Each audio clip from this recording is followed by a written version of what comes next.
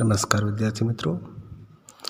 आज हम हिंदी में 14वां पाठ जो काव्य है युग और मैं उसके बारे में देखेंगे, जिसके कवि है नरेंद्र शर्मा।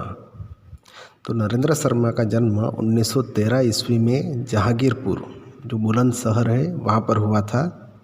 उनकी शिक्षा प्रयाग विश्वविद्यालय में उन्होंने एमए तक पढ़ाई की।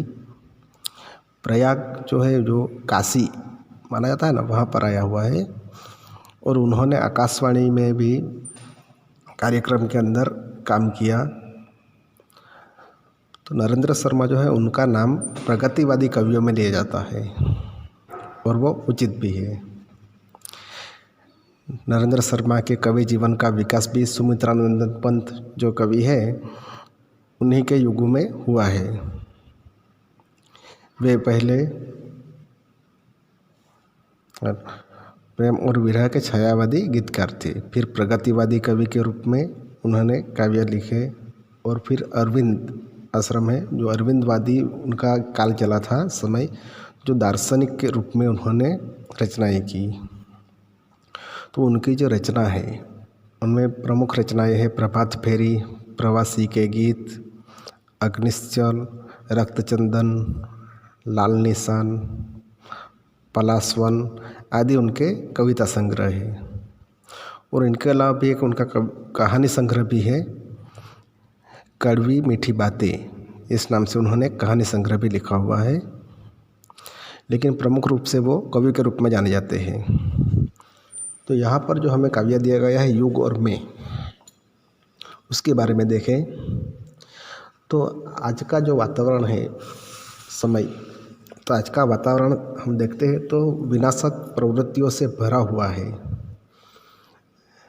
विनाशक प्रवृत्ति यानी हर जगह हिंसा, लूट, ऐसे समाचार हमें देखने को मिलता है। हमारे यहाँ का वातावरण ऐसा हो गया है। गांव उजड़ रहे हैं, गांव के लोग शहर की ओर जा रहे हैं, शहर बर्बाद हो रहे हैं, मानवता घायल होकर करा रही है। आज के समय में लोगों में मानवता के गुण देखने को नहीं मिलते। तो दुनिया की यह दशा देखकर कवि बहुत दुखी है। लेकिन फिर भी कवि सोचते हैं कि लाखों लोगों की पीड़ा के सामने उन्हें अपनी पीड़ा साधारण लगती है। तो प्रस्तुत कविता में कवि ने यही बताया है कि संसार के दुख दर्द के सामने मनुष्य को अपने दुख दर्द बड़े समझकर निराश नहीं होना चाहिए। कई बार क्या होता है कि हम लोग यही सोचते हैं कि सबसे ज़्यादा दुख मुझे ही है, लेकिन हमसे भी कई लोग जो है विपत्ति में मुश्किलों का सामना कर रहे हैं, तो उनके आगे हमारा दुख कुछ भी नहीं है। तो अब हम आगे काव्य में देखते हैं। जो पहली पंक्ति है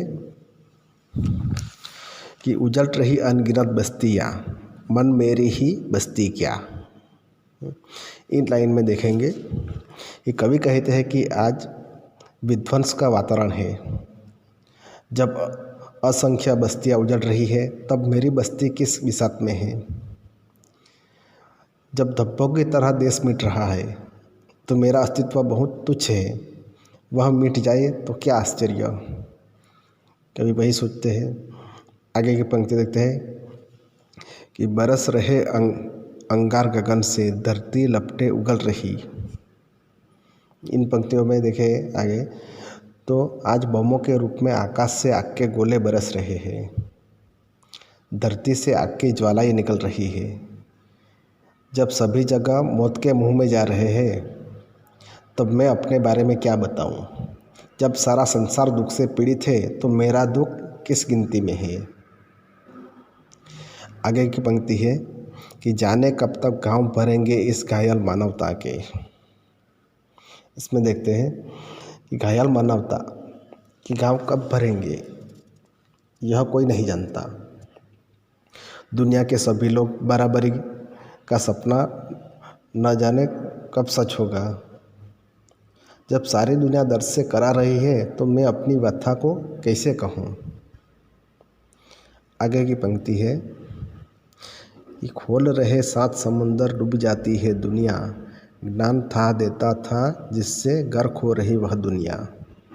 इन पंक्तियों में देखेंगे कि हिंसा की आग में 7 समंदर का पानी उबल रहा है। सारा संसार हिंसा से ग्रस्त है, जिससे ज्ञान की गहराई का पता लगाया जा सकता है।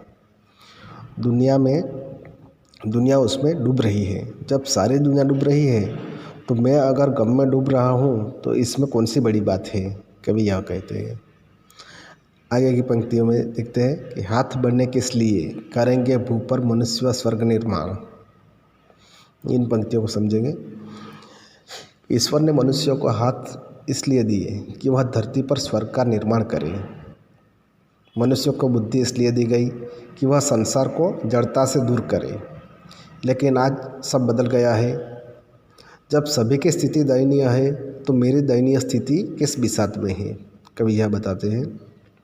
आगे की पंक्ति में देखते हैं कि मानव को ईश्वर बनाया था, निखिल सृष्टि वश में लानी, काम अधूरा छोड़ कर रहा आत्मघात मानव ज्ञानी। इन पंक्तियों में देखें कि मनुष्य ईश्वर बनने का प्रयत्न कर रहा था। उसे सारी सृष्टि अपने वश में करनी थी, लेकिन वह काम उसने बीच में ही छोड़ दिया और ज्ञानी होकर भी आत्महत्या की प्रवृत्ति में लग गया।